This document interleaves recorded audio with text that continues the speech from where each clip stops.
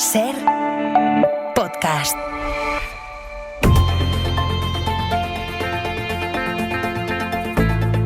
El Abierto. Ser podcast.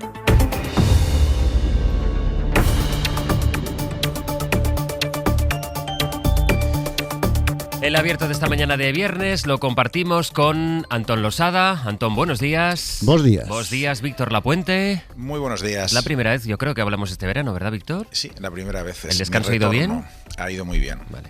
Ya siento decirte que el panorama con que te vas a encontrar a la vuelta pues no es nada alentador. Pero Me lo bueno, temo. Ya. Oye, yo si quieres me voy, ¿eh? No, hombre, pero para que estamos para hacerlo un poquito más digerible. No podemos cambiar lo que hay, pero sí por lo menos podemos contarlo sin perder del todo la esperanza. Pero los dos estamos en Galicia, esto está muy bien. Claro, por eso... Tanto Antón como yo, es un sitio ideal para volver al trabajo. No estáis en mal sitio, desde luego.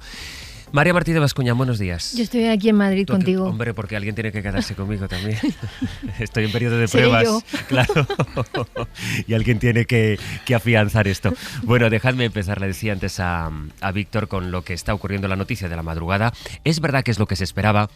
Saben que ayer además fue a la Fox, a la televisión de Estados Unidos, la preferida de Donald Trump, Netanyahu, para decir que sí, para confirmar que su plan, aunque tenía reticencias no solo en parte de la población civil, no solo en las familias de los secuestrados, también y especialmente en su cúpula militar, su plan consistía en tomar Gaza.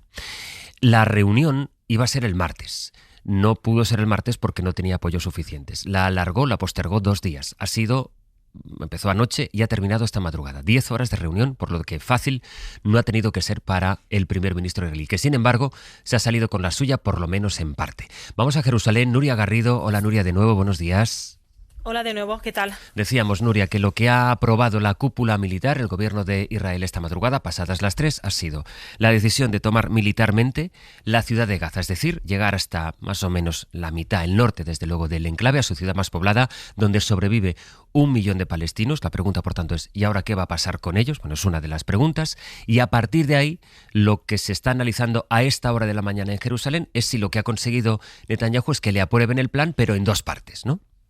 Sí, lo que estaba diciendo la prensa israelí esta mañana es que, bueno, aunque se ha anunciado que solo van a conquistar de momento, ¿no?, Ciudad de Gaza, todo apunta a que este va a ser un plan gradual y que si todo les sale más o menos bien al ejército, después irán a por los campos de refugiados que se encuentran en el centro de la franja.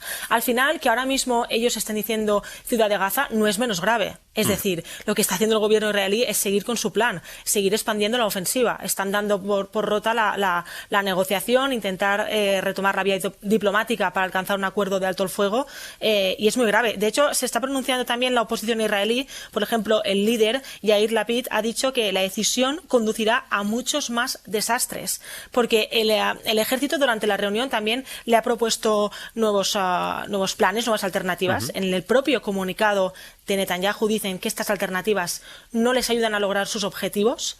Y luego también importante señalar que en este comunicado insisten en que en un futuro se va a establecer una especie de administración civil en la que no estén ni Hamás ni la Autoridad Nacional Palestina, ¿no? Porque anoche Netanyahu, en esta entrevista con la Fox, dijo que serían fuerzas árabes. ¿Pero qué fuerzas árabes, no? ¿Quién va a entrar ahí? ¿Jordania? ¿Egipto? Cuando esté allí dentro el ejército israelí, ¿quién va a estar dispuesto a asumir todo eso y de qué manera, no? Hay muchas dudas y muchas preguntas, pero yo creo que la conclusión, aunque lo anuncien como Gaza ciudad, es que es una muy mala noticia y, por supuesto, van a seguir expulsando a los palestinos hacia el sur del enclave, donde ya estaba abarrotado de desplazados. Ahí a las 6 de la mañana nos contabas, cuando teníamos las primeras informaciones, apenas no teníamos todavía, ni siquiera acababa de llegar el comunicado del gobierno de Israel. Ahí vive más de la mitad de la población, o prácticamente la mitad de la población de Gaza, son unos 2 millones de personas, casi 1 millón vive allí en Gaza. Claro, no se sabe ahora, Nuria, lo que va a pasar con ellos. Claro, muchos de los que están ahí, para que os hagáis una idea, son personas que vivían en lo que se dice como la gobernación norte, que allí están las ciudades de Beilagia, por ejemplo, que ahora están totalmente bajo control del ejército israelí. Algunos de ellos han sido hasta 6 veces desplazados y, por ejemplo, ayer uno de ellos me contaba: si nos desplazan otra vez, Nuria, ¿cómo voy a ir al sur? No tengo transporte, no tengo coche, es muy difícil. Tampoco sé dónde voy a dormir en el sur, porque conseguir una tienda de campaña es muy complicado, ¿no? Y entonces me decía que este era su mayor miedo. Están ahí todos concentrados, casi 1 millón de personas, y ahora lo que pretenden es enviarles a Mawasi, o dicen a los centros de campos de refugiados del centro de la Franja de Gaza. ¿Sabes lo que pasa, Sastre? Que juegan mucho al despiste y a la confusión. tanto Netanyahu como el gobierno israelí, ¿no? Porque horas antes dices que vas a ocupar toda la franja de Gaza, ahora solo un punto. Están constantemente, no son claros, porque Netanyahu quiere lavarse las manos. A él le interesa mucho que esto se mantenga por una cuestión de intereses políticos.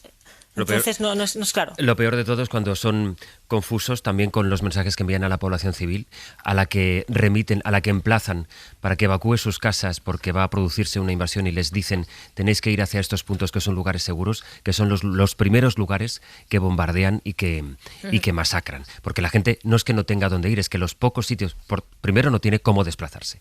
Y luego que además van a sitios creyendo que allí estarán a resguardo y que estarán seguros, y es donde ataca el ejército de Israel, que es el que está impidiendo que entre comida y el que luego, por lo que cuentan los cooperantes sobre el terreno, dispara a la gente que se acerca por un poco de comida. Decías que hay muchos interrogantes, Nuria, y otra de las cosas que tampoco quedó clara en esa entrevista que dio en la Fox anoche Netanyahu como una manera para presionar previa a la reunión que ha tenido esta noche ahí en Tel Aviv es ¿y tu plan en qué consiste? Es decir, tomas militarmente Gaza y luego una fuerza que no sea Hamás, pero ¿por cuánto tiempo? ¿Qué fuerza es esa? ¿Quién da las garantías? Es decir, no explica nada más Netanyahu. Claro, y tampoco quiere que sea la Autoridad Nacional Palestina, que lo pone en este comunicado, que actualmente está gobernando en Cisjordania y que es como, digamos, la autoridad más reconocida de forma internacional. Entonces, no sé qué plan tiene, pero al final, cuando tú estás ocupando un sitio, ¿qué pretendes? ¿No? Porque todo apunta a que Netanyahu quiere quedarse con el control y con el gobierno de la Franja de Gaza. Anoche en Hora 25 entrevistaban al director del Centro de Estudios, no me acordaba del nombre. Haitham Amira. Correcto, y lo explicaba muy bien. Decía, esto al final es una limpieza étnica. Porque Netanyahu nos puede vender que va a empezar por Gaza ciudad, que va a hacer de esto de otra forma, pero al final, el objetivo final de todo esto es expulsar a los palestinos al sur y luego invitarles, por decirlo de alguna manera, a que se vayan de la Franja de Gaza. Ese es el objetivo y no podemos nunca perderlo de vista. Lo iremos viendo hoy, cómo se concreta eso y también si se sustancia de alguna manera esos indicios de oposición que hemos visto esta semana, de algún movimiento. Parece que hay más movimiento, ya veremos hasta qué punto se articula, de sociedad civil que está en contra de esto, de las familias de los rehenes que temen que ahora las 50 personas que siguen en manos de Hamás sean asesinadas, es el temor que tienen las familias, y también las dudas de los militares. Nuria, muchas gracias como siempre. Contigo, Víctor, voy a empezar porque esto que nos ha descrito sobre el terreno desde Jerusalén nuestra compañera Nuria Garrido es esa realidad con la que te encuentras. No es que las cosas se hayan estancado o hayan ido a mejor, es que literalmente están yendo a peor. Mucho peor, y además la iniciativa que tiene ahora Netanyahu desde el punto de vista humanitario es un despropósito, como todas las iniciativas militares de Israel prácticamente en estos 22 meses de guerra. Pero es que desde el punto de vista estratégico tampoco lo veo claro. A ver, ¿qué ocupación de un territorio por parte de una potencia tecnológica y militar para acabar con un grupo terrorista o con una guerrilla ha funcionado a lo largo de la historia? Estados Unidos en Afganistán o Irak, Israel con los territorios ocupados, o en el Líbano también ha fracasado, ¿no? Entonces yo creo que además la probabilidad de recuperación de esos aproximadamente 50 rehenes que se calcula, de los cuales posiblemente unos 20 israelíes están vivos en esos túneles de Gaza, tampoco aumenta de manera decisiva. Yo creo que seguramente disminuye con esta medida, ¿no?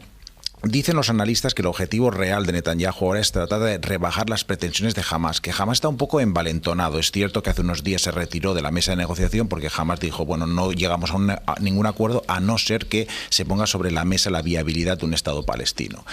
Pero yo no creo que vaya tampoco a debilitar la posición de Hamás esta nueva medida, esta invasión, esta ocupación por parte de Israel, como tampoco lo ha conseguido Israel con la y ahora estamos viendo las imágenes, ¿no? Con la política que ha llevado a cabo de asfixia alimentaria durante estos meses. No ha reforzado a Israel, lo ha debilitado, ha reforzado si acaso a Hamás, porque ahora Hamás ha visto que, bueno, vista esta actuación desproporcionada absolutamente por parte de Israel, lo que consigo es pues una cierta victoria moral, un cierto apoyo internacional. Consigo que Francia, Canadá o el Reino Unido se replanteen ahora la posibilidad de reconocer el Estado palestino, con lo cual yo salgo reforzado. Israel, yo creo que en estos momentos se encuentra en una posición sin salida y más que Israel, Netanyahu, tratando de arrinconar a Hamás. El primer ministro israelí se ha puesto en un rincón él y no tiene opciones de salida viables. Está quedándose solo porque, como comentaba antes, está resquebrajando el apoyo de los gobiernos internacionales, se ha resquebrajado ya el apoyo de las sociedades internacionales,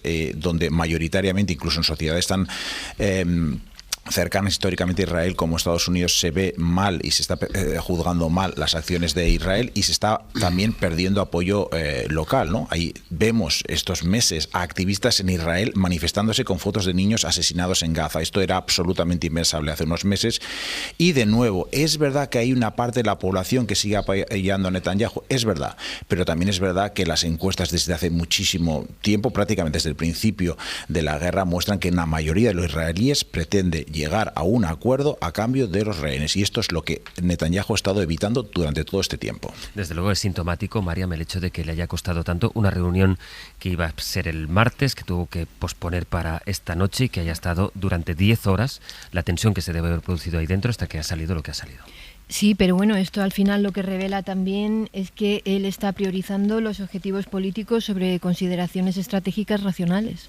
Y a mí esto también me parece importante, ¿no? Es verdad que cuando los militares, cuando el propio ejército israelí, esto es algo extraordinario, advierten de los riesgos de esta situación, y él, sin embargo, continúa implementando este plan, bueno, pues lo que nos revela es que había intenciones anexionistas desde el principio.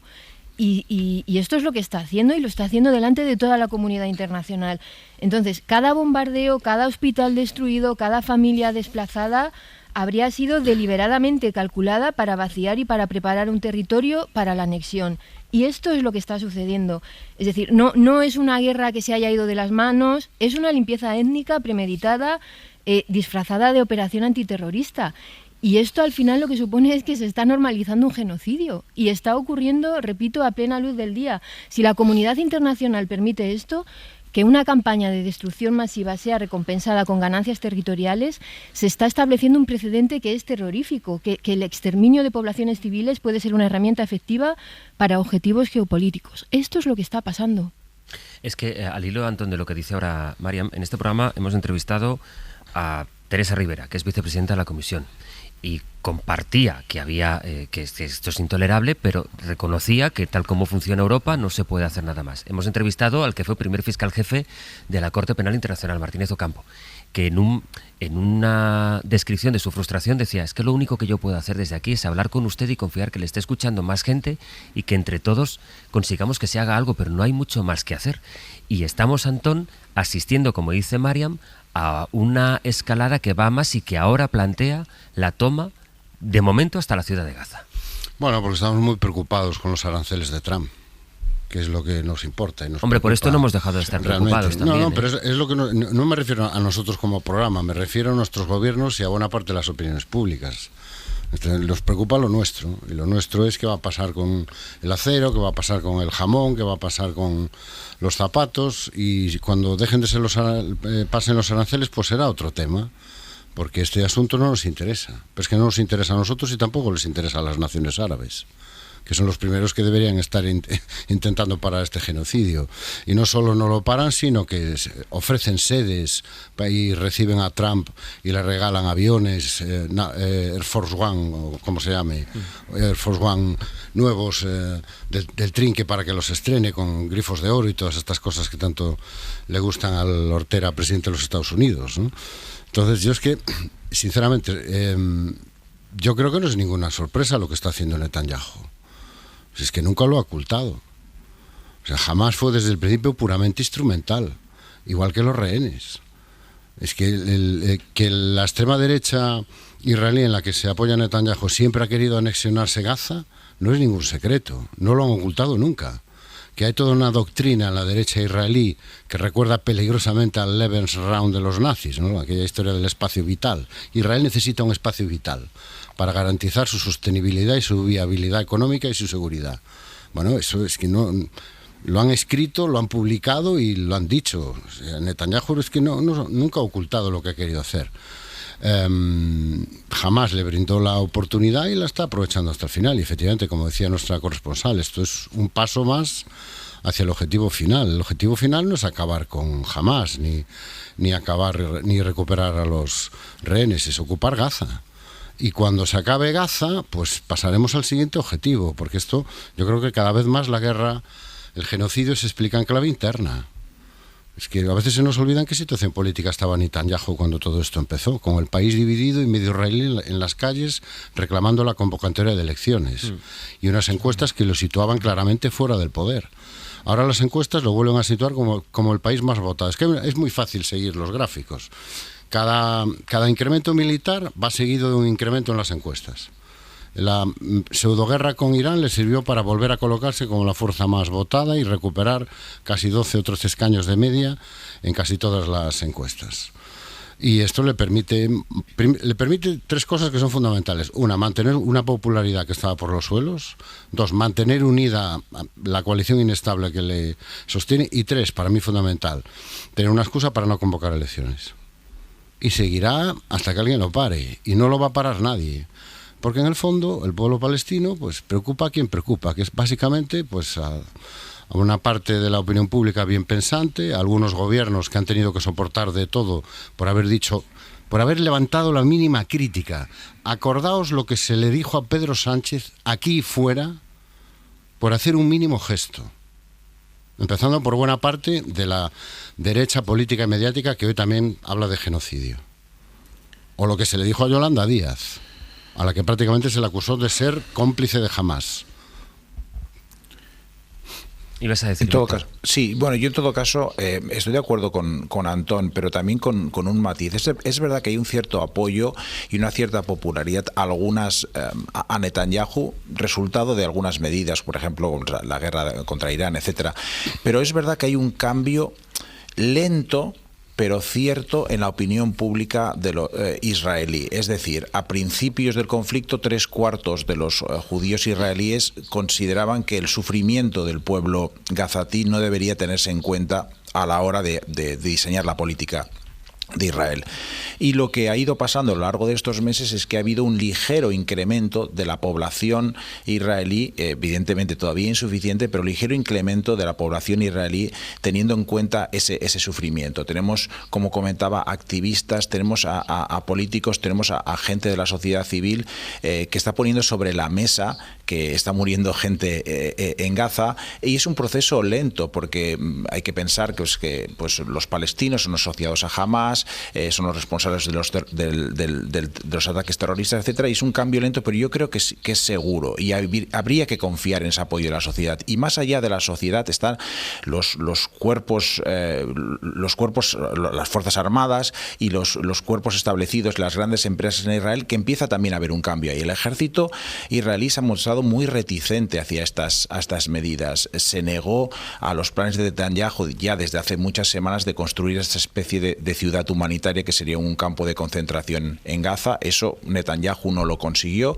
y también empieza a haber expertos que empiezan a poner sobre la mesa una opción intermedia que seguramente es la más sensata, aunque no nos guste a muchos, entre por un lado una negociación y un alto en fuego con Hamás, que ahora parece muy difícil, y por otra parte esta solución final o esta ocupación que propone Netanyahu, que sería la opción de a nivel intermedio tratar de conseguir un control fronterizo de Gaza por parte de Israel, pero dejando entrar comida, obviamente, ¿no? Esta opción que se llama opción exprimir a Hamás está siendo puesta sobre la mesa, digamos, por políticos de derechas, pero que no están de acuerdo con Netanyahu. Y luego a nivel internacional es verdad que no está ocurriendo mucho, pero recientemente pues vemos los esfuerzos de Naciones Unidas, la declaración de Nueva York, que yo creo que exige los puntos con los cuales yo creo que la inmensa mayoría del mundo está observando Gaza, que es fin de la guerra, acceso humanitario inmediato, unificación de Gaza y Cisjordania, incluido Jerusalén, en un Estado palestino, es decir, la solución de los dos estados. Yo creo que eso está sobre la mesa de manera más clara. Tenemos a 148 países reconociendo ya el Estado palestino y subiendo, y yo creo que esa es la solución a la que la comunidad internacional debería presionar. Pero tanto la una como la otra son mucho mejores que la de Netanyahu, que no lleva a ningún lado y que creo que lo está haciendo simplemente porque, como el Parlamento israelí no se va a reunir hasta octubre, pues aprovecha que no existe ningún debate público para tratar de lanzar estas iniciativas absolutamente alocadas, ¿no? Lo más que ha hecho, Víctor, la Unión Europea, la guardiana de los valores de la democracia, es limitar el acceso de Israel a un programa científico. Lo más que ha hecho. Es que Completamente de acuerdo, estoy completamente de acuerdo, pero resulta complicado y es verdad que podríamos hacer muchísimo más. Y como mínimo, yo creo que todo esto comienza con, de nuevo, poniendo sobre la mesa la política del gobierno español y la denuncia de Pedro Sánchez desde el primer momento, ¿no? Creo que ha faltado líderes internacionales que son voces que luego al final acaban permeando en la propia sociedad israelí, que está cambiando. Yo creo que gracias a que han visto que la opinión pública internacional ha cambiado. Para eso necesitamos, para empezar, líderes que, como el caso pues de Pedro Sánchez en principio, pero también pues a su medida Mark Carney en Canadá, Keir Starmer en el Reino Unido o Macron en Francia, están poniendo sobre la mesa eso. Pero no podemos esperar grandes propuestas. Y yo creo que lo mismo que con Trump, no podemos generar grandes expectativas de la Unión Europea, por final acabaremos frustrados, ¿no? María. Bueno, yo creo que aunque no podamos esperar grandes cosas, de hecho, pues es verdad que no se está haciendo nada. Hay que ser muy críticos, más exigentes, claro que sí. ¿Cómo que Europa no puede hacer nada? ¿Cómo que a Europa no le interesa? Pero no es una potencia normativa Europa. O sea, ¿con qué cara vamos a ir a las Naciones Unidas, por ejemplo, a pedir el apoyo del Sur global, por ejemplo, para parar lo que está haciendo Putin en Ucrania? ¿Con qué autoridad moral vamos a pedir ayuda y vamos a erigirnos como los defensores de los derechos humanos en el mundo, consintiendo lo que está pasando en Gaza? O sea, es que esto ya no es... Es que esto representa la muerte del derecho internacional humanitario en la práctica. O sea, no es solamente su violación, sino su completa irrelevancia. Toda esta estructura que se erigió desde Occidente se ha demostrado absolutamente irrelevante. Si la destrucción sistemática de poblaciones civiles resulta en ganancias políticas tangibles, entonces este es el mensaje que se está enviando, que la atrocidad tiene recompensa, que la crueldad es una herramienta diplomática legítima, que el sufrimiento civil es un medio aceptable para fines políticos. Es decir, estamos creando un mundo en el que otras potencias van a poder justificar campañas similares diciendo, bueno, si esto funcionó en Gaza y fue tolerado por la comunidad internacional, ¿por qué no lo vamos a hacer aquí, ¿no? Es decir, estamos normalizando el poder destructivo, que este poder destructivo determine derechos territoriales. Estamos regresando a una lógica medieval donde la capacidad de causar devastación otorga una legitimidad política para anexionarse territorios, destruyendo décadas de construcción de derecho internacional moderno que fue erigido supuestamente desde Occidente. Es que, por supuesto que Europa tiene mucho que perder. Yo creo que no solo lo estamos normalizando, sino que estamos corriendo a ver si nos situamos lo más cerca posible del nuevo emperador. O sea, lo que está sucediendo en Gaza, o la estrategia o la política de la Unión Europea en Gaza, hay que situarla en un contexto, en el que a mí es que ahora me está viniendo a la cabeza la última cumbre de la OTAN. Y las carreras de todos los líderes por ver quién se apuntaba antes a la foto con Trump y al 5%. La foto de Escocia de Ursula von der Leyen. Bueno, esa es la segunda foto que me venía a la cabeza. Me venían también a la cabeza las bofetadas que le cayeron a Pedro Sánchez. Simplemente por marcar una cierta distancia con lo del 5%, con los deseos de su majestad.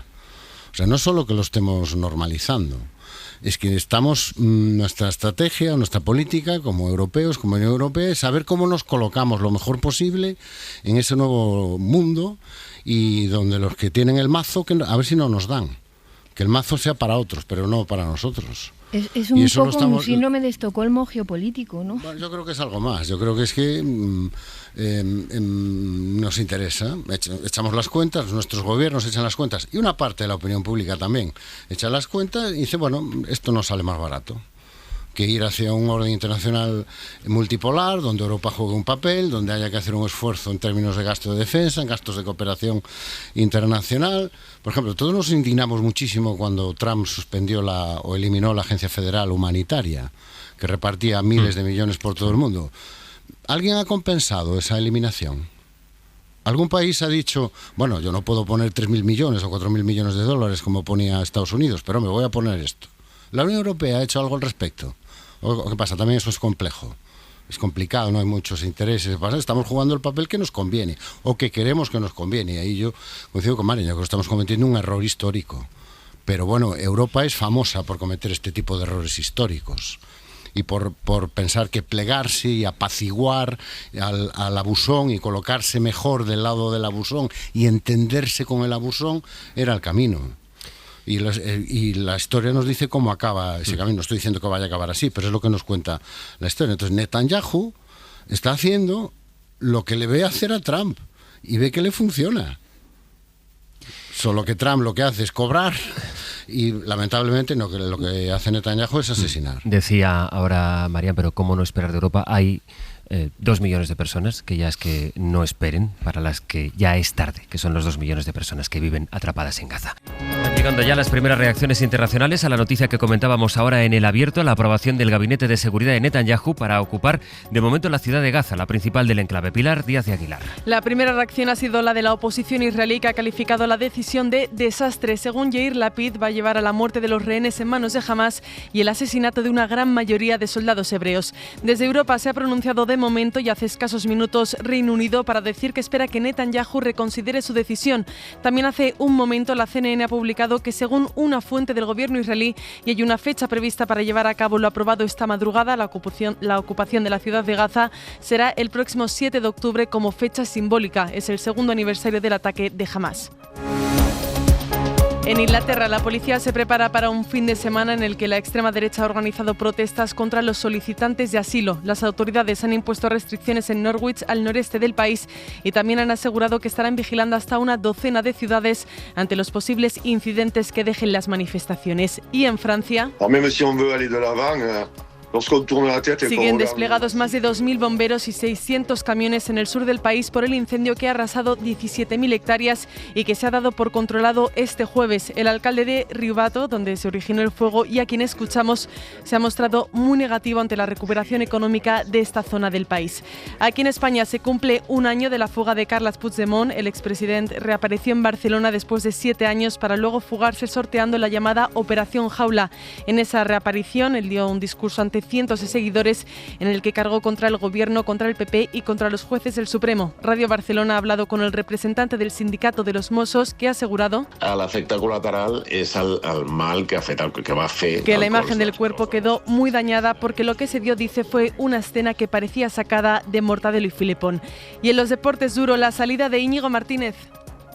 Eso es, que se va a confirmar de forma oficial en las próximas horas y que ya les avanzamos uno de los movimientos del mercado por inesperado y porque es una de las piezas claves en el Fútbol Club Barcelona, que va a encontrar parte del espacio salarial en la salida libre del central que se marcha junto con Cristiano y Joao Félix al Nasser. Además, un amistoso, el que esta mañana va a jugar en Valdebebas el Real Madrid frente al Club Deportivo Leganés. Se conoció en el día de ayer, será a puerta cerrada, está programado para las 10:30 de esta mañana.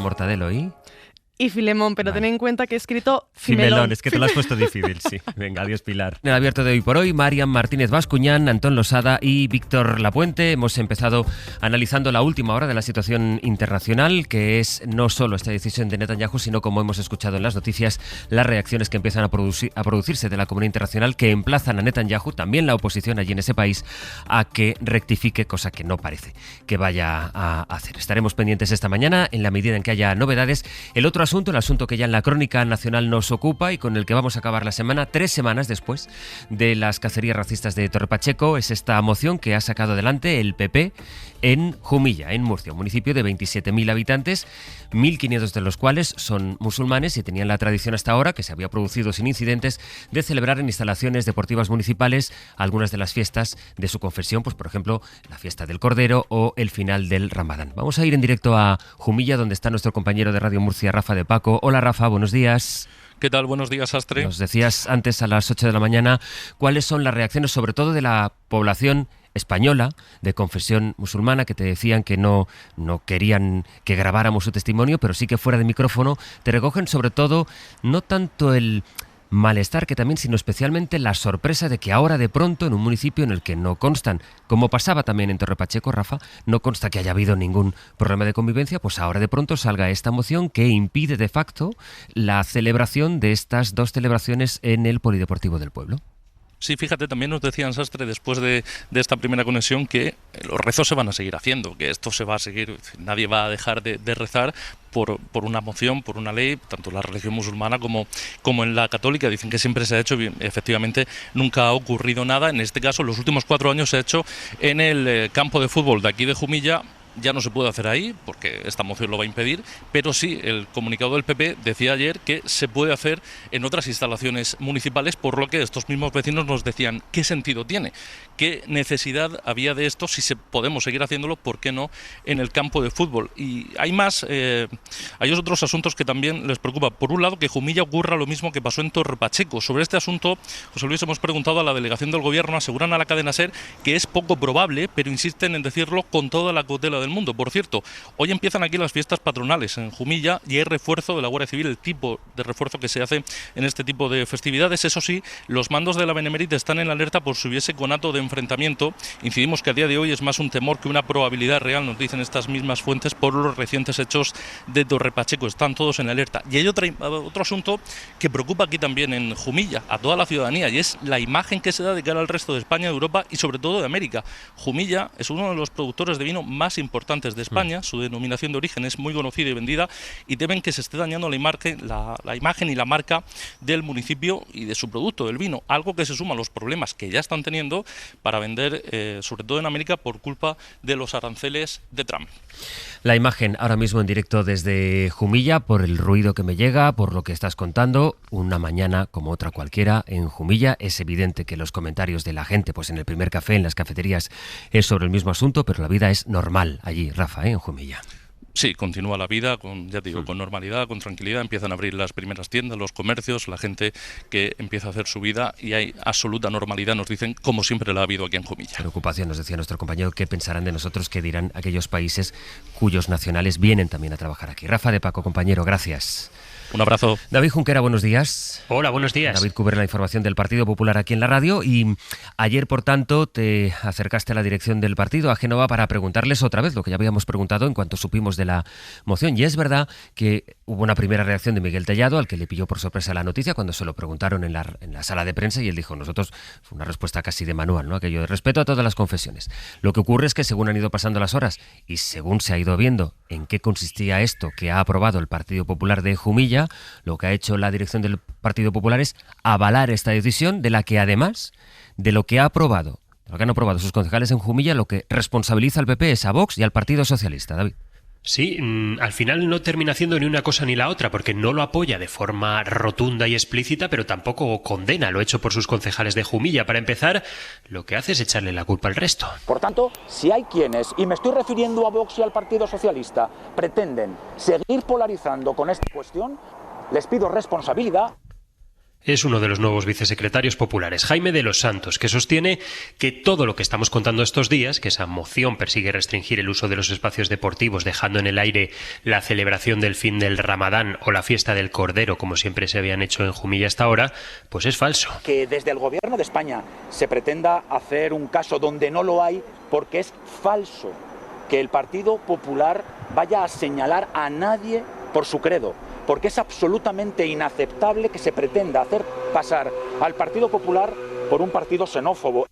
Esto va de respeto, pero también de orden, nos decía ayer de los Santos. El PP al final se sostiene en un terreno movedizo, no puede asustar a su votante moderado, pero sigue en plena operación para cerrar una de las principales fugas de voto que tiene vía Vox, la que tiene que ver con la migración.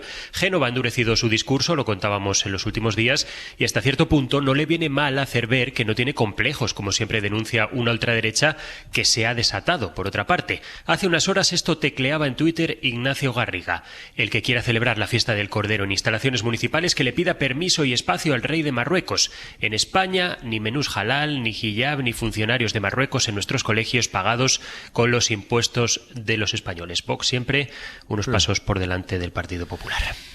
David, gracias. Un abrazo. Una de las cosas que queda pendiente ya no es solo el apoyo implícito de la dirección del partido a esto que ha ocurrido en Murcia, sino en esta relación, en esta tensión que ahora nos describía Mariam, David, entre el Partido Popular y Vox. ¿Qué va a hacer a partir de ahora el Partido Popular en vista de que, desde luego, Vox con esto va a seguir, y lo que ha ocurrido en Jumilla va a plantear que ocurra en muchas otras instituciones y municipios de nuestro país? A mí es que me parece mucho más grave lo que está haciendo el Partido Popular que lo que está haciendo Vox, y me resulta también como paradójico que el Partido Socialista o el gobierno esté diciendo, no, voy a vigilar los discursos del odio. No, si es que los discursos del odio sabemos claramente que están ahí, pero lo que ha pasado en este caso concreto es que una medida administrativa ha blanqueado una discriminación institucionalizada. O sea, sabemos que Vox es abiertamente xenófobo, todos lo sabemos. El problema del PP es que consigue los mismos resultados discriminatorios, pero los presenta como políticas razonables, ¿no? Y constitucionales incluso, lo que hace que la discriminación parezca normal e incluso respetable en lugar de extremista. Por eso a mí me parece mucho más peligroso, porque el PP está haciendo algo peor que Vox, está convirtiendo las ideas racistas en política de centro, dándoles una pátina de respetabilidad que hace más peligrosas porque no suenan como extremismo, sino como sentido común administrativo, ¿no? Fijaros el argumento, este blanqueamiento. Lo normal es, la norma es general, cuando el efecto es específicamente antimusulmán. No votamos igual que Vox, cuando el resultado es prácticamente idéntico. Es solo organizativo, cuando conservan la justificación ideológica original. Es decir, yo creo que es una falsa neutralidad, pero lo que subyace en el fondo es pura complicidad. Cuando alguien adopta una postura de calma y mesura ante estas manifestaciones xenófobas, no está siendo equitativo, está minimizando el daño y contribuyendo a su normalización. Antón. Bueno, yo creo que lo que ha hecho el PP es tunear la xenofobia de Vox, ¿no? Podemos decir que el Partido Popular practica la xenofobia tuneada. Es decir, viene Vox, porque a veces nos perdemos un poco en la terminología, ¿no? Lo que ha hecho el Partido Popular es lo siguiente: viene un señor de Vox, un concejal al que necesitan, por cierto, para aprobar los presupuestos, que también se votaban en ese pleno, si no estoy mal informado, y salieron adelante. O sea, el mismo partido que acusa a Pedro Sánchez de vender España por dormir un día más en la Moncloa, vende su alma a la extrema derecha por aprobar unos presupuestos en un ayuntamiento de Murcia, con todos mis respetos para Murcia y para todos los ayuntamientos. Pues viene este señor de Vox, presenta una propuesta claramente xenófoba, hablando de una identidad española que él tiene muy clara, pero yo desde luego yo no la comparto. Si es ser español, pues yo no lo soy, afortunadamente para mí, desgraciadamente para los demás. Y en lugar de contestarle, oiga, mire, señor xenófobo, llévese su propuesta xenófoba a su pequeña casa xenófoba, donde seguramente convive con otros xenófobos, y olvídese de nosotros. Pues lo que hace es decir, no, si la aprobamos así es xenofobia, entonces lo que vamos a hacer es extender la prohibición a todos, con lo cual ya no es xenofobia. Y es como si, no sé, estuviéramos en la Alemania nazi, alguien propusiera ponerle una estrella en el pecho a los judíos y la respuesta fuera, no, eso sería discriminatorio, así que vamos a ponernos todos una estrella en el pecho. Eso es lo que ha pasado en Jumilla. Eso es exactamente lo que ha pasado. O sea, se ha cogido una medida que era discriminatoria y que era xenófoba y que tenía un objetivo muy claro, tanto en términos políticos como en términos de políticas, y ahora se le ha extendido a todo el mundo. De ahí la reacción de la Conferencia Episcopal, que yo creo que son los que lo han entendido a la primera y con más claridad, seguramente porque la Iglesia Católica sabe mucho de ser perseguida y de perseguir. Y ahora encima se nos quiere vender que esto es constitucional, que esto es legal. O sea, una especie de nueva españolidad constitucional, donde el principio de legalidad se redefine y entonces las cosas tienen que ser legales y además españolas, porque si no son españolas pueden ser ilegalizadas. O todos somos iguales ante la ley, pero los españoles vamos primero. Entonces todos tenemos los mismos derechos, el mismo derecho a usar los espacios públicos, pero los españoles vamos primero. Entonces el derecho que yo tenía como ciudadano de Jumilla a pedir utilizar un espacio público como es el polideportivo para hacer lo que yo consideraba oportuno, ahora ya no lo tengo y se lo reserva el Ayuntamiento de Jumilla, que es lo único que va a poder decidir qué se hace y no se hace en los polideportivos. Y todo eso en nombre del deporte, de la igualdad, de la tradición y de las costumbres. Por eso digo, xenofobia tuneada, que es la peor de las xenofobias. Es la de que cuando le dices, oiga, pero esto es xenofobia. No, esto es igualdad ante la ley. Víctor. Pues estoy muy de acuerdo con Antón y con Mariam. Vox está en el monte y la excursión al monte que inició en junio de 2024, cuando dejó los gobiernos autonómicos, 5 gobiernos autonómicos, le ha sentado muy bien. Ha prácticamente doblado la estimación de voto que tiene en las encuestas, por lo tanto Vox va a seguir jugando a esto. El problema está, como dice Mariam, en el PP. Mariam en las claves esta mañana decía que es política dura. El PP ha intercambiado el apoyo de Vox a los presupuestos a cambio de esta medida. Pero también es una forma del Partido Popular de señalar a los votantes de Vox que podemos ser tan excluyentes en el fondo, tan islamófobos como ellos, ¿no? Es política dura, que diría Mariam, y añadiría también política basura. Y es una política que es contraproducente, porque esto es uno de los temas más estudiados prácticamente por la politología en toda Europa, ¿no? El ascenso de los partidos populistas de derecha en Europa ha llevado a que muchos partidos tradicionales de derechas intenten recuperar el apoyo de los votantes adoptando una retórica y unas políticas de pronacionalistas o antiinmigración. Y esta estrategia lo único que hace es aumentar el voto a la extrema derecha, porque a medida que la inmigración se politiza, hay un concepto que Antón ha dicho, la identidad nacional, pero es algo difuso, pero existe, ¿no? La identidad nacional se vuelve más importante para los votantes y esto beneficia a los partidos de extrema derecha, que son los que dicen que nosotros somos los que defendemos esta identidad nacional. Por tanto, la xenofobia se activa desde fuera por medio del discurso de las élites políticas, iniciado por la extrema derecha y en este caso contribuye y apoyado por el Partido Popular. La buena noticia por España es que hasta ahora, al menos en los estudios que he estado mirando, somos uno de los países con un discurso excluyente entre las élites políticas más bajo en toda Europa. Y no solo más bajo, sino más estable. Desde los años 80, 90, etcétera, prácticamente no ha subido el discurso hasta ahora. Evidentemente ahora sí, este verano de manera significativa, pero hasta ahora pues estamos muy por debajo de Suecia, de Francia, de Eslovenia, Eslovaquia o Polonia, que llevan años superándonos y además donde ha ido en aumento. Pues bien, estamos siguiendo esa tendencia, estamos siguiendo la tendencia de prácticamente casi todos los países europeos, y Vox pues es lógico que lo está haciendo porque electoralmente le va bien, pero lo que no es lógico que haga es el Partido Popular. Y a mí lo que me parece interesante es verdad, como decía Antón, que la identidad nacional excluyente pues no la comparten muchos españoles, pero hay otros españoles que sí que la comparten, y es que la inmigración es un fenómeno muy nuevo en España. Entonces el español y la española media, por utilizar una metáfora, tenemos el cerebro en cuanto a cuestiones inmigratorias pues como el cerebro de un niño, muy moldeable, ¿no? Y tenemos opiniones que a veces son particularmente desfavorables. Por ejemplo, la mayoría de los españoles consideran, en algunas encuestas, según un informe de FEDEA, que las leyes que regulan la entrada y permanencia de los extranjeros son más bien o demasiado tolerantes, cuando esto no es cierto. 2/3 de los españoles creen que hay un problema de integración con los inmigrantes. La mayoría de los españoles piensa que los inmigrantes reciben un trato de privilegio por parte de las administraciones, que tampoco es cierto, y también piensan que el balance fiscal de lo que aportan y reciben a la caja común los inmigrantes es negativo para los nativos españoles. Pero al mismo tiempo tenemos también actitudes particularmente positivas. Somos unas sociedades del mundo más tolerantes hacia los demás y más abiertas. Por tanto, tenemos el cerebro, digamos, como de un niño, muy maleable, y eso hace que seamos particularmente susceptibles y podamos ser particularmente afectados por estos discursos de odio y de exclusión de Vox. Luego seguimos ahora después de la pausa, porque me interesa este punto que dice Víctor, en la medida en que no sé en qué punto los partidos que quieran combatir este discurso pueden acercarse a él señalando, no, esto es racismo y ya está. Es decir, es evidente que hay una base creciente de ciudadanos que se sienten atraídos por propuestas que tienen este discurso en inmigración, y que no sé si se hace un discurso suficientemente atractivo y coherente para capas cada vez crecientes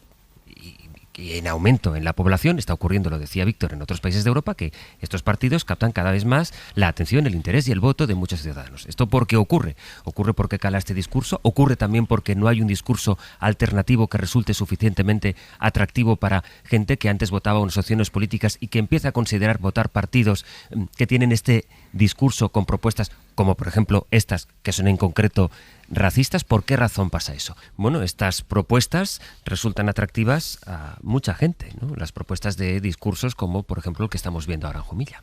Sí, yo creo que la estrategia ahora mismo del Partido Popular es ese doble lenguaje político, ¿no? Por eso hablaba antes de Vox, habla abiertamente de discursos del odio, pero es que el PP lo que está haciendo es disfrazar políticas discriminatorias con medidas técnicas, ¿no? Con decisiones administrativas, y así está legitimando el racismo y haciéndolo socialmente aceptable. Yo creo que en ese sentido está funcionando como amplificador moderado de la agenda extremista, dándole esa respetabilidad institucional mientras mantiene una negación sobre las intenciones discriminatorias. La contradicción en el PP es evidente. El PP dice defender la libertad religiosa, por cierto, un partido que se autoproclama liberal, y luego no defiende la libertad de culto, mientras apoya activamente una medida que la restringe, ¿no? No puede afirmar que es constitucional cuando aprueba algo que vulnera el artículo 16 de la Constitución.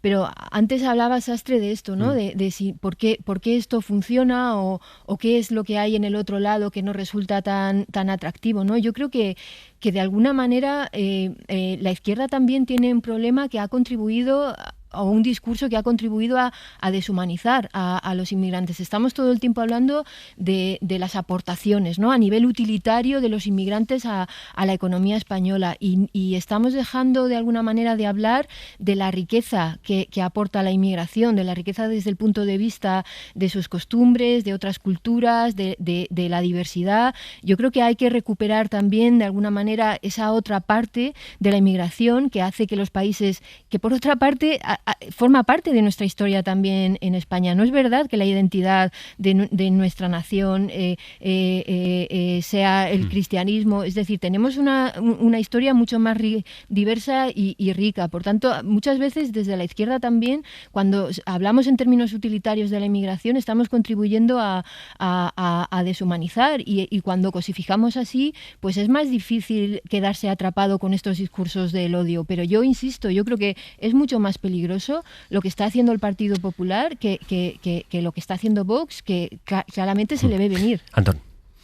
Bueno, yo creo que lo que está haciendo el Partido Popular es relativamente fácil de explicar. O sea, el mensaje es muy sencillo a sus votantes y a los de Vox. Es decir, yo voy a hacer lo que Vox está proponiendo, pero yo lo voy a hacer bien. Lo voy a hacer de forma que no lo tumbe un juzgado, que no lo tumbe un tribunal, y que parezca que no es lo que realmente es.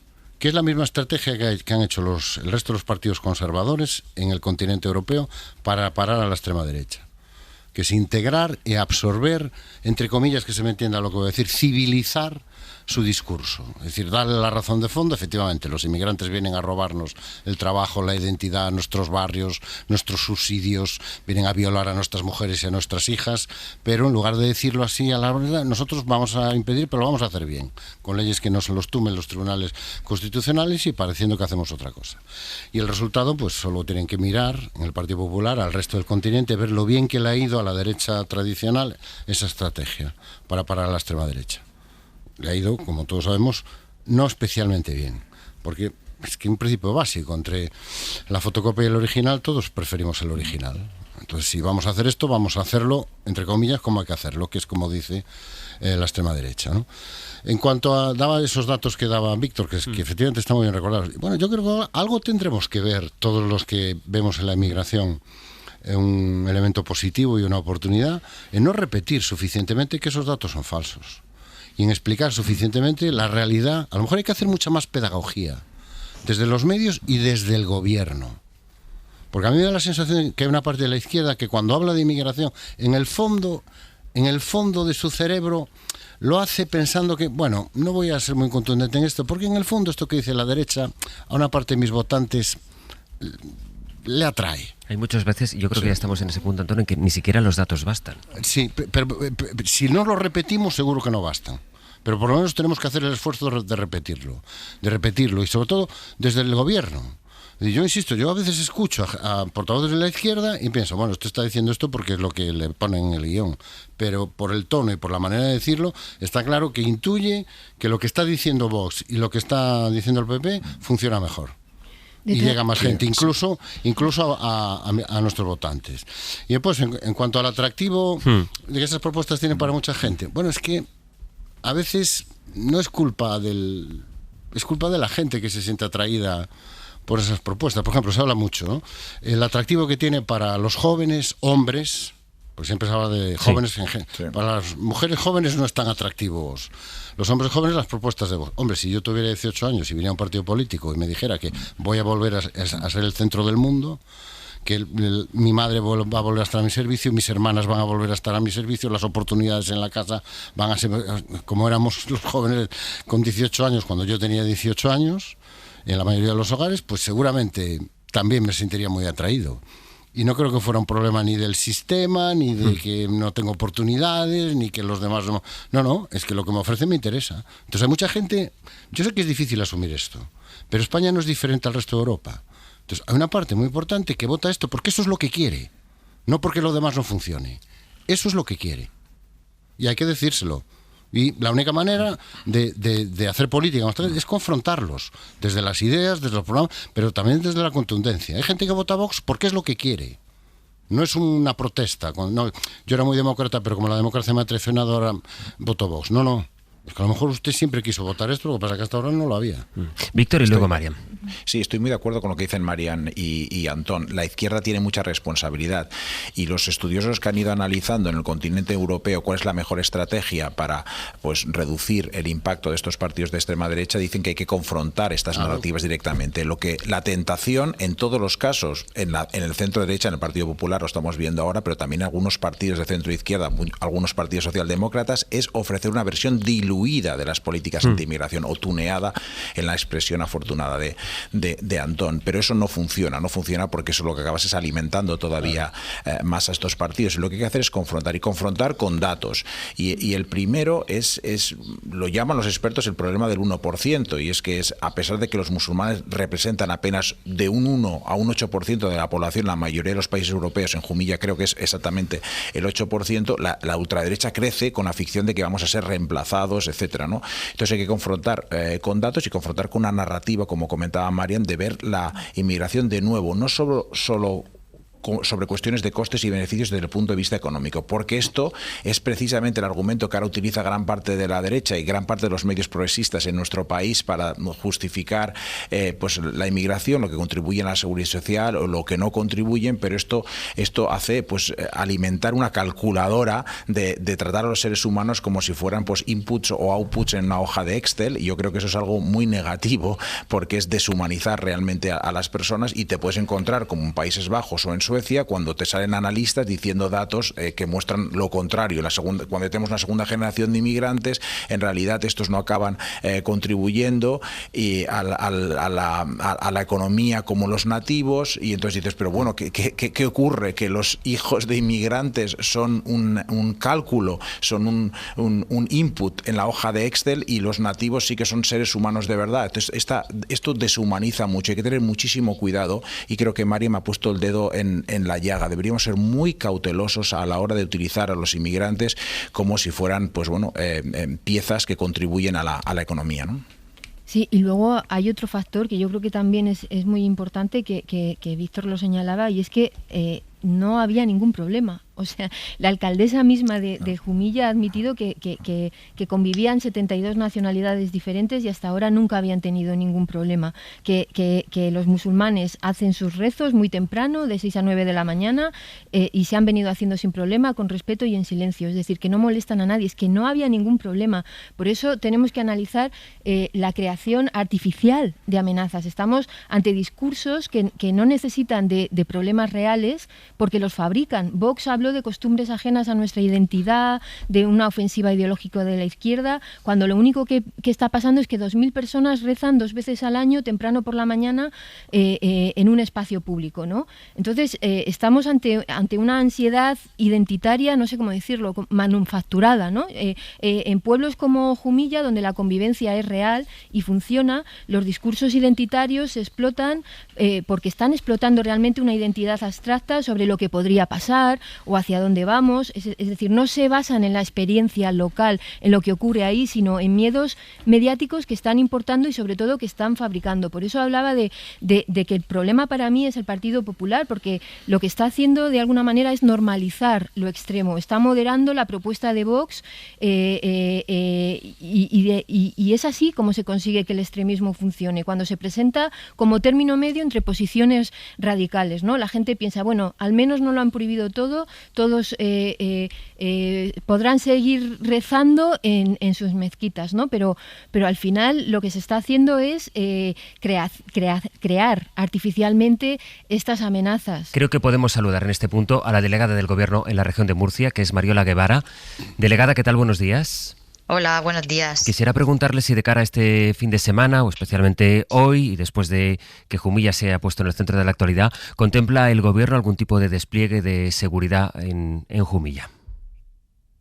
Bueno, estamos en una situación muy diferente a la de Torre Pacheco respecto a lo que es la actitud, ¿no? Respecto a lo que es el seguimiento que estamos haciendo en redes sociales. En este caso no lleva a que se esté intentando hacer una movilización, de que vengan personas de fuera, un poco a alentar como sucedió en la anterior ocasión, ¿no? A provocar altercados y hablar de esa cacería.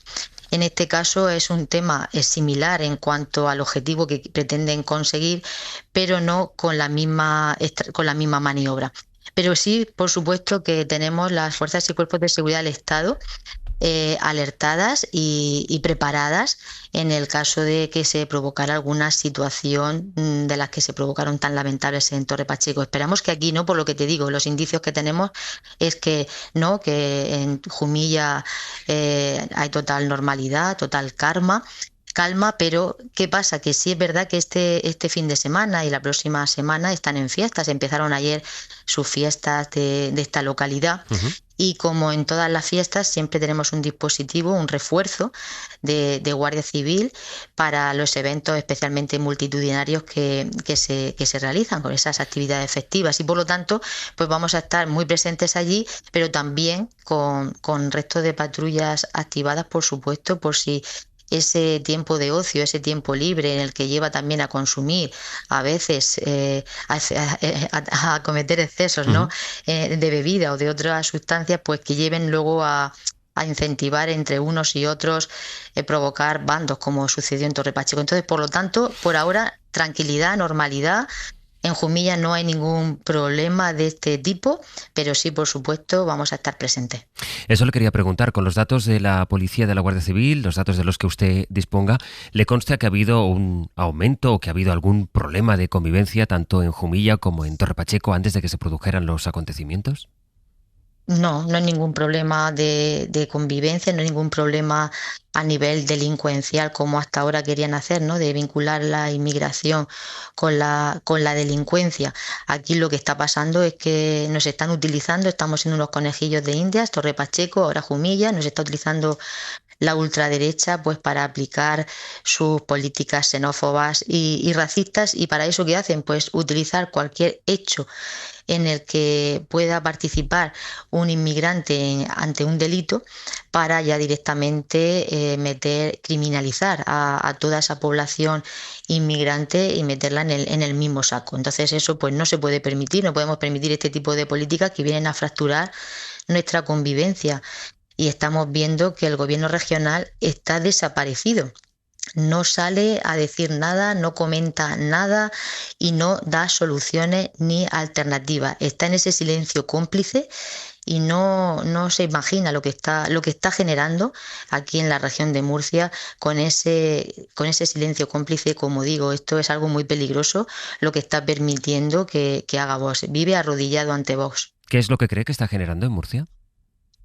Pues está generando, mira, el gobierno regional, lo que yo veo y lo que podemos comprobar, no solo a nivel regional, sino a nivel de la mayoría de ayuntamientos donde gobierna el Partido Popular o Partido Popular con acuerdos con Vox, es que no son conscientes o no quieren ser conscientes, porque sí lo saben, no quieren ser conscientes de la realidad social que tiene nuestra región o que tiene nuestros municipios. Y hay que ser conscientes de ello, y para ello son ellos los responsables políticos donde tienen que aplicar diferentes políticas de convivencia, de inclusión, de integración. No podemos dejar de lado a una población que forma parte de nuestro día a día, que los necesitamos, que sabemos que sin ellos, pues la mayor parte del trabajo que se saca en cada uno de estos municipios, en nuestra región, que se saca adelante gracias a ellos, como es el campo, la agricultura, como es el cuidado de nuestros mayores, como es la construcción, no sería posible. Si la región de Murcia está creciendo y tiene ese gran desarrollo económico y ese potencial, necesitamos mano de obra, y sabemos que ahora los españoles, los hijos de españoles, de murcianos, no trabajan en el campo, no trabajan en la construcción, no trabajan en el cuidado de nuestros mayores. Son los inmigrantes que han venido de otros países buscando una situación mejor, porque han tenido que huir de países que viven en la miseria, que viven en la pobreza, que tienen que huir de guerras y simplemente vienen aquí a ganarse la vida y a trabajar, como digo, en estos territorios donde necesitamos esa mano de obra. Entonces, el gobierno regional y estos ayuntamientos tienen que ser conscientes de ello, y no puede ser que quieran utilizar a estas personas, sí, para trabajar, que estén todo el día trabajando, pero cuando terminen su larga jornada de sol a sol, se encierren en casa y ya no salgan, ¿no? No los quieren ver en sus jardines, no los quieren ver cuando van al médico, en la sala de espera. No quieren que vayan sus hijos y sus hijas a los colegios. Quieren que estén encerrados, quieren que haya guetos y quieren que no haya convivencia. Pues están muy equivocados. El gobierno de España trabaja para el bienestar de todos y para que esa convivencia no se rompa. Por lo tanto, vamos a ser muy contundentes y vamos a estar muy vigilantes ante cualquier medida de este tipo y ante cualquier discurso de odio que se esté fomentando. Ante la moción, Podemos anunció que iría a la Fiscalía. ¿Ustedes contemplan como delegación del Gobierno acudir también a la Fiscalía? No, nosotros como delegación de gobierno, el gobierno de España tiene sus propios mecanismos para este tipo de situaciones. Una cosa que también es importante dejar clara es que los ayuntamientos cuentan con el secretario de la corporación. Esto es aprobado en un pleno municipal. Y quien tiene que velar porque se cumpla la norma dentro de ese pleno municipal, en esos acuerdos que se adopten, es el secretario de la corporación, los servicios jurídicos de ese ayuntamiento. Pero por supuesto, como he dicho, el gobierno de España... delegada, ¿esta moción en qué incumple la legalidad? No he dicho que la incumpla o la cumpla, estoy diciendo que hay un secretario de la corporación que debe velar porque se cumpla. Y si en el caso de que vulnere algún tipo de norma o que vulnere nuestra Constitución, pues eso se tendrá que estudiar y es lo que se está haciendo. ¿Usted cree que la puede vulnerar? Yo, a mi juicio personal, lo que yo veo es que era una moción de voz donde vulneraba, por supuesto, en su integridad, cuando la lees íntegramente, sí vulnera nuestra Constitución, y que el Partido Popular en Jumilla, el equipo de gobierno, ha querido disfrazar, ha querido camuflar, ha querido un poco ahí tunear esa moción, cambiándole algunos párrafos para que no fuese tan directamente discriminatoria hacia la comunidad musulmana. Ha intentado pues cambiar algunas cuestiones pues para, como digo, que parezca que está dentro de la legalidad. Por lo tanto, puede estar dentro de la legalidad leyéndola, pero sabemos que en el fondo lo que pretenden es hacer esa discriminación de la comunidad musulmana para que no puedan utilizar los espacios públicos, los espacios deportivos, porque simplemente hay que analizar que quién usa los espacios deportivos en cualquier municipio, porque no solo pasa en Jumilla, pasa en muchísimos municipios de la región de Murcia y seguro de otras comunidades autónomas. Los utiliza la comunidad musulmana cuando llega el Ramadán para hacer su rezo y para hacer su fiesta del Cordero. No hay otras comunidades religiosas que utilicen los espacios deportivos. Pues Mariola Guevara, delegada del Gobierno en la región de Murcia. Muchas gracias por atendernos esta mañana. Un saludo. Muchísimas gracias a vosotros. Un saludo. Adiós. Las 9:42 de la mañana, 8:42 en Canarias. Por ir cambiando de asunto, hoy, 8 de agosto, hace un año estábamos en Cataluña, en el Parlamento, contando una investidura muy extraña. Desde luego, de todo lo que hemos visto en la política española, y mira que hemos visto cosas, es lo más extraño. Aunque antes de ir a eso, no me resisto, Antón, de que escuchemos la respuesta que dio ayer Mariano Rajoy cuando le preguntaron por la investigación abierta a Cristóbal Montoro. Deberíamos ser todos un poco más prudentes para que no pase lo que ocurrió, por ejemplo, con Camps, que fue a 10 juicios, salió suelto de los 10, ¿no? Tanto conviene no exagerar y a ver si entre todos podemos darle un punto de equilibrio a la actual situación que, en mi opinión, falta le hace. Falta le hace, Antón Losada. Bueno, me llaman la atención dos cosas. Una, Paco Camps, víctima inocente de un sistema cruel. Parece que es el mensaje. Puede que no tuviera responsabilidad penal, pero yo creo que sus responsabilidades políticas en todo lo que sucedió en Valencia y en el enorme caso de corrupción alrededor de la administración valenciana es evidente. Es decir, no creo que fuera la violación de su presunción de inocencia ni la imprudencia de nadie la que le acabó costando pues su presidencia, ¿no? Y segundo, me llama la atención que habla de esto como si él no hubiera tenido nada que ver, como si fuera, él es un tertuliano, un comentador de actualidad, diciendo, oye, no, hay que ser prudente, que es verdad, estoy de acuerdo con Mariano, hay que ser prudente siempre, pero bueno, como si lo de Montoro él no estuviera allí. Bueno, ya que me piden opinión sobre esto, que ya que estoy aquí, bueno, pues voy a decir algo. Oiga, usted era el presidente del gobierno. Si le aplicara la misma doctrina que aplicó el Supremo a Chávez y a Griñán, pues a lo mejor hasta tenía consecuencias penales. Le aplicó a Chávez y a Griñán en el caso de los ERES. A lo mejor hasta tenía algún tipo de responsabilidad penal.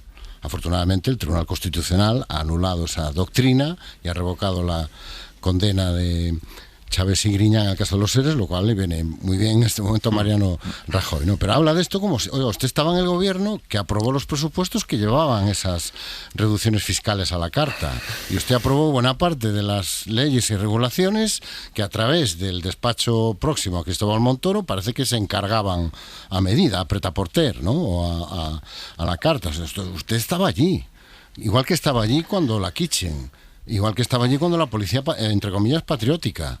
O sea, usted era el presidente del gobierno cuando se dieron en España los casos de corrupción política y económica más grave que uno recuerda. Uno, utilizar a la policía para aniquilar a tus adversarios políticos, y dos, capturar la capacidad del Estado para hacer negocios privados. Bueno, un comentario quería... Di, Víctor, muy breve porque me quiero ir a Cataluña. Pues no, simplemente que Rajoy es muy buen tertuliano y creo que tiene esa retranca gallega como Antón, pero simplemente yo creo que ayer habló una persona resentida, ¿no? Porque cree Rajoy que la corrupción le pasó mucha factura al Partido Popular. Entre 2011 y 2016 el Partido Popular perdió 3 millones de votos en las generales, perdió 6 comunidades autónomas, perdió 13 diputaciones, 3.700 concejales, y la culminación fue la moción de censura que lo sacó del poder, con lo cual él considera que ha pagado mucho. Ahora, dicho esto, anda que no hemos sido prudentes con Montoro, cuando resulta que era la comidilla en algunos círculos de Madrid durante mucho tiempo, y nosotros no lo hemos sabido hasta muchos años después. Así que hemos sido durante muchos años demasiado prudentes con toda la trama alrededor de Montoro. Menos cuarto ahora, el sonido de lo que estábamos contando hace exactamente un año en el Parlamento de Cataluña. Está aquí ya Carles Puigdemont. Se ha dejado ver por primera vez en suelo español en 7 años, andando al lado de Jordi Turull, su mano derecha, su hombre más fiel, y se dirige al Arco de Triunfo, donde está este escenario. Sí, aquí está Carles Puigdemont, que ya ha subido al escenario ante el clamor de las 2.500 personas. La veu del poble de Catalunya. Fa 7 anys que van iniciar una durísima represión. La imagen en este momento de la mañana, Carles Puigdemont está dando un mitin en el centro de Barcelona sin que hubiera alrededor ningún Mosse d'Esquadra. La policía catalana, que de hecho le está dejando, a pesar de que tiene en vigor esa orden de detención, pronunciar el discurso a los pies del Arco del Triunfo. Veo a Artur Mas, veo también, saluda a Laura Borràs, al resto de gente, dirigentes de Junts, que van pasando por este cordón, pero no veo a Carles Puigdemont. Puigdemont estaba y de pronto no está. Las 9:28, las 8:28 en Canarias. Faltan 32 minutos para que tenga que empezar el pleno de investidura de Salvador Illa. Y parece que de la manera... Sonidos de hace un año, con aquello que tanto nos sorprendió. Nos sorprendió verle, nos sorprendió que se esfumara, nos sorprendió la operación Jaula, nos sorprendió que nadie le diera caza, nos sorprendió que luego el pleno que parecía que no fuera, que al final saliera de investidura. Y aquí estamos un año después. Barcelona, Laura Pons, buen día. Hola, ¿qué tal? Buen día. Un año después, es verdad que ella ha conseguido que se aparque la idea del procés, y lo que intenta es dos asuntos. Dentro, en Cataluña, sacar adelante los presupuestos porque gobierno en minoría, y fuera conseguir el pacto para una financiación singular. Sí, eso es. Hace un año el objetivo de Puigdemont era el de dinamitar esa investidura de Salvador Illa. Sin embargo, a día de hoy lo que hizo, lo de aparecer y huir, sigue sin entenderse. A quien perjudicó sobre todo fue al Cuerpo de los Mossos d'Esquadra, quienes no estaban preparados para un comportamiento como ese. El papel y los equilibrios del cuerpo policial eran complicados. Interior, recordemos, estaba en manos de Esquerra Republicana, a quien Junts acusaba de romper la política de bloques y pactar con quien 7 años antes habían votado a favor del 155 aquí en Cataluña. Ese día, hace un año, el PSC volvía al Palau de la Generalitat después de 14 años de gobiernos independentistas. Se abría un cambio de ciclo, se pasaba página del procés y Salvador Illa prometía gobernar para todos, siendo consciente de su debilidad. De hecho, se ha visto obligado a prorrogar los presupuestos del año pasado y la negociación para las cuentas de 2026 será difícil si no se avanza en financiación. El pulso por la financiación y su devenir en el Congreso marcará el pulso porque los de Junqueras ya han amenazado con los presupuestos, los dos, los catalanes y los estatales. En lo que llevamos de legislatura, Illa ha dado un volantazo y aquí ya se habla poco de independencia. El último CEO, el CIS catalán, destacaba que el sí a celebrar un referéndum caía 4 puntos. El presidente sí ha puesto el acento en la amnistía, una ley que el Congreso aprobó hace más de un año, pero que sigue sin aplicarse a los líderes del procés. Sin embargo, el presidente tampoco se ha visto con Puigdemont, no se ha aplicado la amnistía política que reclaman desde Junts. La de hace un año en el Parlamento fue una jornada histórica, surrealista, con interrupciones, suspensiones y marcada por esta figura omnipresente de Carles Puigdemont, que apareció en Barcelona 7 años después, y a día de hoy seguimos sin poder responder qué pretendía Puigdemont con esa vuelta fugaz. El expresidente siempre había dicho que su vuelta sería institucional, un acto político y solemne. Lo había prometido durante la campaña electoral. Yo estaré allí el día de la investidura, y durante ese día estuvo, pero Sastre se esfumó. Y lo vimos y lo pudimos contar en directo. Laura, gracias, buen día. A vosotros, hasta luego. Escribe esta mañana Marian Javier Cercas en El País que Illa ha liderado una revolución en Cataluña que consiste en respetar la ley, hablar con todo el mundo e intentar con mejor o peor fortuna mejorar la vida de la gente. Y dice, no extrañará que algunos en la izquierda piensen que ella está gobernando razonablemente bien porque hace lo contrario que Pedro Sánchez, quien al empezar la legislatura levantó un muro frente a sus adversarios. Y también dice, Illa podría ser un candidato verosímil a devolver la socialdemocracia populista del PSOE actual a la socialdemocracia a secas del PSOE histórico. ¿Qué balance haces de este año? Bueno, yo creo que es verdad que hay que reconocerle esto a Illa, bueno, pero hay que reconocérselo también con la ayuda de Sánchez. Ahí discrepo un poco del análisis que está haciendo Cercas, pero en cualquier caso es verdad que ha conseguido sacar a Cataluña del proceso, del bucle, sobre todo, ¿no? Después de más de una década obsesionada con la independencia, ahora las instituciones catalanas se centran en resolver los problemas de la gente en lugar de estar permanentemente con una campaña identitaria, ¿no? Yo creo que hay un cambio de paradigma obvio que tiene mucho que ver con el talante del propio Illa, ¿no? Como en lugar de estar constantemente debatiendo sobre la soberanía, las identidades, los referéndums, los choques con Madrid, pues ahora se habla de otras cosas como vivienda, transporte, sanidad, empleo. Es decir, que es verdad que ha conseguido normalizar las relaciones de Cataluña con Moncloa, incluso con la Casa Real, aplicando pues este talante que ya vimos en el Ministerio de Sanidad y la política de gestión, ¿no? Y algo que a mí me da casi envidia, ¿no? Ha conseguido un clima parlamentario más sosegado incluso que el que tenemos aquí en el Congreso de los Diputados. Os pido brevedad, Víctor. Pues bueno, Puigdemont hace un año que parece una década, ¿no? Porque la realidad nos ha atropellado y porque Puigdemont ha pasado de ser el centro de la política española a estar en una órbita muy lejana.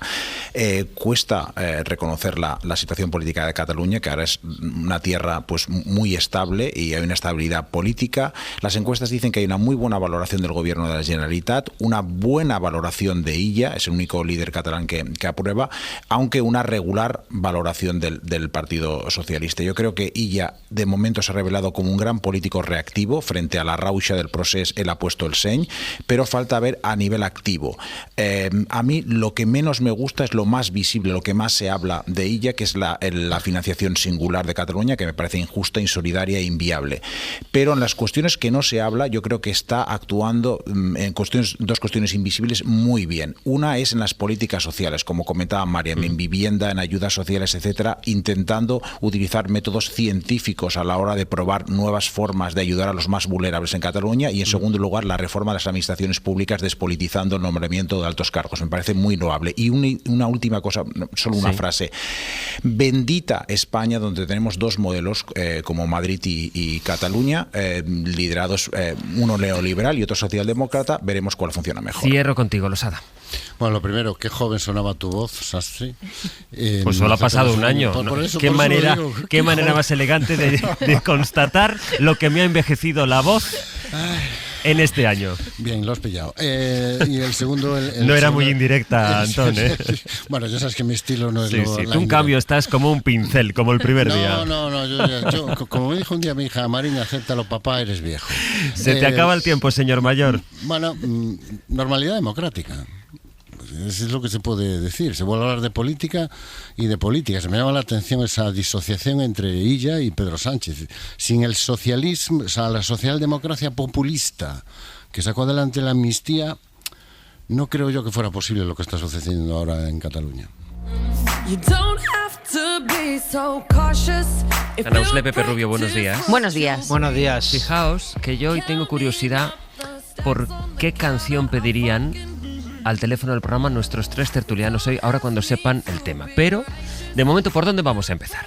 Bueno, vamos a empezar pues con las notas al embajador, como todos los viernes, para explicarle los particulares, en este caso horarios que tenemos los españoles y cómo es nuestra relación con el reloj. Hablaremos de cuáles son las horas que son sagradas, a qué hora nos levantamos, a qué hora cenamos, las que comprenden la siesta, de la puntualidad, de la jornada partida, de los horarios del ocio, en qué nos gusta perder el tiempo. Nos centramos con Olga Viza y con Silvia Nanclares en nuestros particulares horarios y les pedimos a los oyentes que nos llamen ya al 900-100-800 y nos cuenten qué les sorprende incluso a ellos de nuestra organización horaria, qué hora es la que no perdonan, si lo de la impuntualidad española es un mito o no es un mito. Bueno, 900-100-800, nuestra relación con los horarios. Eso es, hemos descrito este país a partir de lo que comemos, de cómo dormimos, a partir de lo que nos hace reír.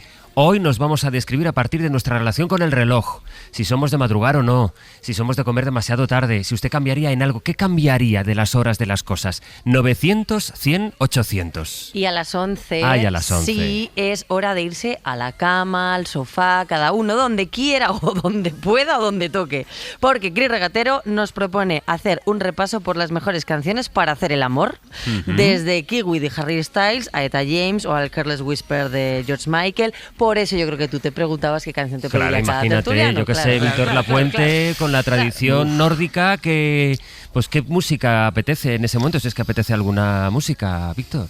Yo, estando en Galicia, solo puedo recomendar a Julio Iglesias. O sea, bueno, cualquiera de él. Creí que iba a decir APA. Y nuestro gallego de cabecera, Antón Losada. Yo apuesto por Let's Get It On de Marvin Gaye siempre. Mira, muy bien. Un clásico. O si no, Mi Carro de Manolo Escobar. Estoy en una pues duda oye. ahí. Claro, ahora después de esto, ¿yo qué digo? A ver, bueno, Mi Carro es un gran tema.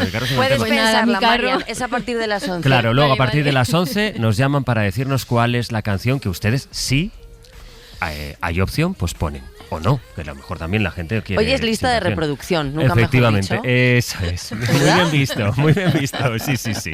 Y luego nuestro cierre al final del programa, ¿no? Con virales. Con virales. Con los viernes virales. Eso es, viernes viral. Pues nada, Víctor Lapuente, Antón Losada y María Martínez Bascuñán, muchísimas gracias y hasta la próxima. Hasta la próxima. Buenos días. Adiós. Para no perderte ningún episodio, síguenos en la aplicación o la web de la SER, Podium Podcast o tu plataforma de audio favorita.